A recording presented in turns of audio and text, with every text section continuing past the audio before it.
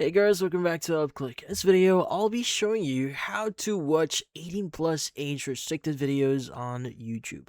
But first, check our special offer in the description. So let's get started.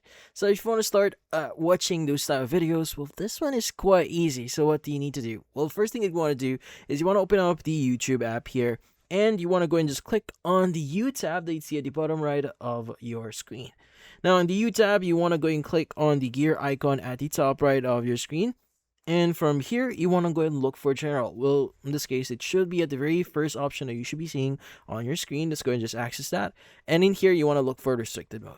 Now, if you have restricted mode turned on, this will basically restrict the content that you are going to see with your account. And that also includes 18 plus age restricted videos. So you want to go and just make sure to turn this off.